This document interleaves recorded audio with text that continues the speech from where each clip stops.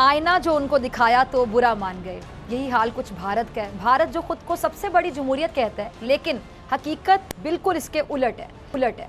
मोदी सरकार हो या फिर भारतीय मीडिया, दोनों का हाजमा इतना कमजोर है कि थोड़ी सी तनकीद भी इनसे हजम नहीं होती। अच्छा, भारतीय वजीर आजम नरेंद्र मोदी की वजह से भारत का असल चेहरा, अगर मैं कहूं कि एक बार फिर बेनकाब हुआ तो गलत नहीं होगा। और नाम नेहाद जमहूरियत का दावेदार भारत तनकीद बर्दाश्त नहीं कर सका। मीडिया रिपोर्ट्स के मुताबिक प्रोफेसर अशोक स्वाइन, जो कि भारत को वक्तन फवक्तन आईना दिखाते रहे, मोदी सरकार ने असर रसूख इस्तेमाल करते हुए उनका ट्विटर अकाउंट बंद करवा दिया। मैं आपको याद करवा दूं, ये वही प्रोफेसर अशोक हैं जिन्होंने भारत के पुलवामा ड्रामे का पोल खोला था। और उनका क्या कहना था कि भारत किसी भी वक्त फॉल्स फ्लैग ऑपरेशन करवा सकता है। एक रिपोर्ट के मुताबिक भारत की 65 से जायद ममालिक में 256 जाली लोकल न्यूज साइट भी पकड़ी गई हैं। सही सुना आपने, 256। अब इन जाली लोकल न्यूज साइट्स के जरिए पाकिस्तान पर बार बार सोची समझी साजिश के तहत पाकिस्तान पर बार बार मनफी तनकीद करके यूरोपीय यूनियन और अक़वाम मुत्तहिदा को मुतासिर करना था मकसद। अब मोदी सरकार का आप कहते हैं कि घटियापन, देखिए जरा घटियापन कि वो अपने खिलाफ तनकीद करने वालों की आवाज़ों को दबाने में लगी हुई है। ट्रांसपेरेंसी इंटरनेशनल और साबिक अमरीकी सदर बाराक ओबामा की किताब ने भी भारत का मकरू चेहरा बेनकाब किया, एक्सपोज किया।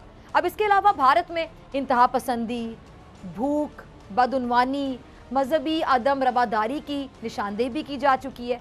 और ट्रांसपेरेंसी इंटरनेशनल की रिपोर्ट्स के मुताबिक भारत एशिया का करप्ट तरीन मुल्क भी करार दिया गया है। पाकिस्तान की जानिब से भारतीय रियासती दहशतगर्दी का सबूत देने के बाद भारत मनफी प्रोपेगेंडा करने में भी मसरूफ़ है। अभी भारत की जो नाम नेहाद जमहूरियत है और इसकी धोखाधही पर आज खुलकर बात करने के लिए मेरे साथ दो मोअज़्ज़ज़ मेहमान मौजूद हैं और बहुत ही काबिल मेहमान दोनों, तारिक पीरज़ादा साहब और ब्रिगेडियर रिटायर्ड गजनफर अली साहब। आप दोनों का बहुत शुक्रिया वक्त देने के लिए। तारिक साहब, आपकी तरफ सबसे पहले आना चाहूँगी। पुलवामा में भारतीय ड्रामे का पोल खोलने वाले ये जो प्रोफेसर अशोक हैं, उनका ट्विटर अकाउंट बंद कर दिया गया है। अब ये सबसे बड़ी जमहूरियत है या फिर सबसे बड़ी आज़ादी इज़हार को दबाने वाली रियासत है? क्या ऐसे भारत का जो मकरू चेहरा है दुनिया से छुप सकता है? बड़ी बुरी तरह से बेनकाब हुए तो। आप बिल्कुल दुरुस्त कह रही। देखिए, भारत एक बदतरीन दहशतगर्द रियासत है। हमारे जो डासिये अभी अक़वाम मुत्तहिदा के सेक्रेटरी जनरल के सामने पेश हुआ है, जिसे मुनीर अकरम ने पेश किया है पाकिस्तान की तरफ से, उसमें एक एक इंटरसेप्ट जो है, एक एक दस्तावेज जो है, एक एक कॉल जो है दहशतगर्दों के लिए की गई, पैसों के भेजने से लेकर मनसूबाबंदी तक, वो सब उस दस्तावेज में शामिल है। और भारत में उसकी वजह से बहुत तकलीफ है और उन्होंने उसके खिलाफ जवाबी कार्रवाई करते हुए खुद भी एक दासिए हमारे खिलाफ पेश किया है अक़वाम मुत्तहिदा में। तो भारत बुनियादी तौर पर एक दहशतगर्द रियासत है। तो चाहे उस भारत का नाम कुलभूषण हो, चाहे उस भारत का नाम नरेंद्र मोदी हो, लोग समझते नहीं है। क्या आपको तो मैं याद दिलाना चाहता हूँ और आपको शायद याद होगा बल्कि कि जब ये मोदी साहब पहली दफा मुंतखब हुए तो मुंतखब होने के चंद महीने बाद तक इन पर अमेरिका के अंदर दाखिल होने पर पाबंदी थी, जो कई साल पहले से चल रही थी और जिसकी वजह 2000 मुसलमानों का कत्लेआम था, जो इनकी रियासत गुजरात में इन्हीं की आंखों के सामने हुआ, जिस पर रोका था। तो मकबूजा कश्मीर में जो कत्लेआम इस वक्त ये कर रहा है, वो इस वक्त असल में हमें दुनिया के सामने पेश करने की जरूरत है।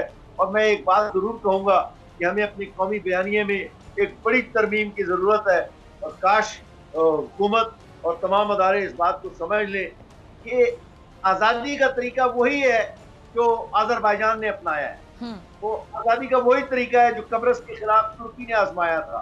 आज़ादी का कोई और तरीका नहीं है। तो ये जो सफारती कोशिशें हैं, ये इजाफी हुआ करती हैं, ये बुनियादी नहीं हुआ करती। ये बुनियादी बात ध्यान में रखने की। और यहाँ मैं एक बात जरूर कहूँगा आखिर में अपने इस सत्र में कि पाकिस्तान को भारत की तरफ से हर वक्त न सिर्फ तैयार रहना है, बल्कि आज़ाद कश्मीर और शुमाली इलाकों के लिए हमें बड़ी ज़बरदस्त दिफाई हिकमत अमली की ज़रूरत है। मुझे यकीन है कि मुताल्लिका अदारे बहुत काम कर रहे होंगे इस मसले पर, लेकिन यहाँ सबसे ज़्यादा हमें ख़तरा है और हमें चाहिए कि इस बार अगर हमें खबर मिल जाए कि उनकी तरफ से कोई फॉल्स फ्लैग ऑपरेशन होने वाला है, तो फिर उसको प्रीएम्प्ट करने की ज़रूरत है। अगर आप प्रीएम्प्शन नहीं करेंगे तो मैं आपको बताऊंगा कि वो बार बार दुनिया को ये कहेंगे देखा हमने अब 10वीं बार उन पर हमला किया है और हमने ये किया है और हमने उनके गाने तबाह किए। देखिए याद रखिए, दुनिया के अंदर बात इल्जाम लगाने वाले की सुनी जाती है, इल्जाम का जवाब देने वाले की बात जो है वो हमेशा कमजोर होती है, उसे कमजोर समझते हैं अगर वो नहीं भी कमजोर होती है। ये बात बुनियादी तौर पर है। और यहाँ मैं एक में, ताकि प्रोग्राम में मुझे पता नहीं कितना मौका मिलेगा, मैं डिएगो मैराडोना की ब्रेक के बाद भी आप दोनों मेहमान मेरे साथ ही होंगे, आपको पूरा मौका मिलेगा। ठीक है, आपकी इजाजत से मैं ब्रिगेडियर साहब को भी शामिल है गुफ्तगू करती हूँ तारिक साहब, फिर आपकी तरफ आती हूँ। ब्रिगेडियर साहब, आपने तारिक पीरजादा साहब को भी सुना।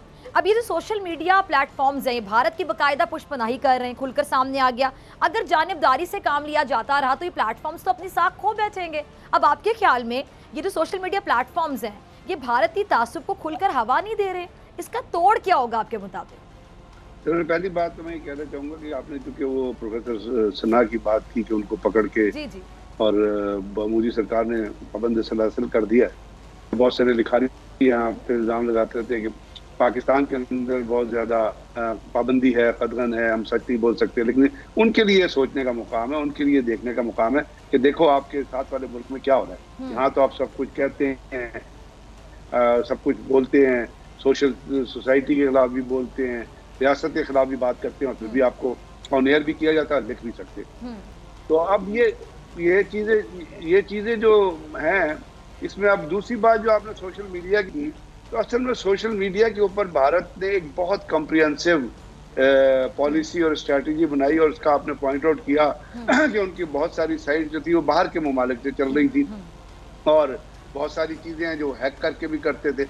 इसके लिए हमें भी इसी तरह की काउंटर स्ट्रेटजी अडॉप्ट करने की जरूरत है और जो उनके सोशल मीडिया पे चीज लोड की जाती है उसका न सिर्फ ये कि हमारे हुकूमत की तरफ से बल्कि मुख्तलिफ जो प्राइवेट या जो अपना अदारे हैं और बहुत सारे ऐसे लोग हैं जो यूट्यूब पे भी प्रोग्राम करते हैं। हाँ। तो उनको ये चीजें पिक करनी चाहिए, उसका काउंटर नैरेटिव तैयार करना चाहिए।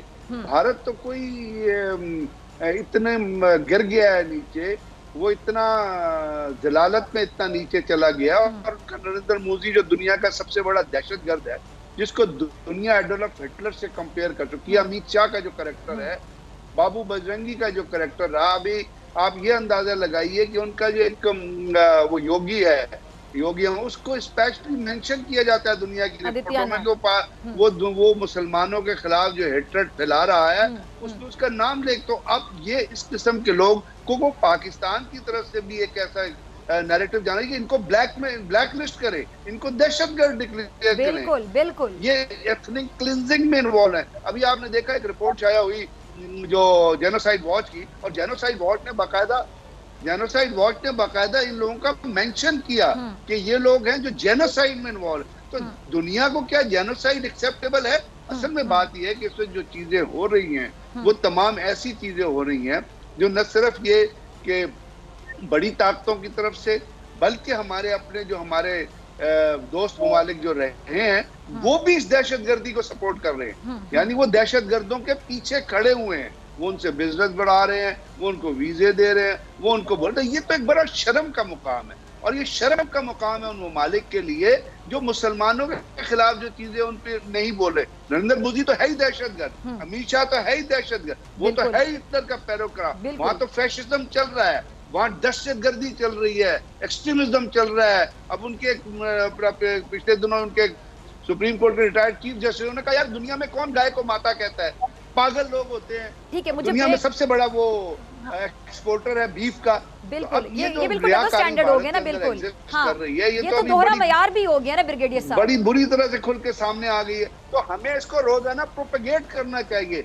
आपके चैनल्स पे इसके क्लिप चलने चाहिए, दुनिया को इंडिया का चेहरा दिखाना चाहिए। हमारी एम्बेसीज ने एक डोजियर शुरू पेश किया ना, जो बाकी एम्बेसीज दुनिया के मोबाइल है उनको इन चीजों के ऊपर इंटरेक्ट करना चाहिए वहां के थिंक टैंक से। अब अमेरिका में ट्रांजिशन होगी, एक नई हुकूमत आएगी, तो उनको ये तमाम चीजें बताने की, अगर बाराक ओबामा अपनी किताब में लिख के चला गया है तो जो बाइडन अभी आया है ना, तो उसको कहें कि बाराक ओबामा की किताब पढ़े, कुछ कंसल्ट करे उस चीजों में। लेकिन अगर सिर्फ आप डोजियर पेश करके उसको परसू नहीं करेंगे या आप सोशल मीडिया पे बात चीजों को लोड नहीं करेंगे, दुनिया का चेहरा भारत को इलेक्ट्रॉनिक मीडिया के जरिए दिखाएंगे, तो आप ये कि आज आप इस्लामी ममालिक भारत सब्सक्राइब करें और बेल दबाएं ताकि कोई खबर रह न जाए।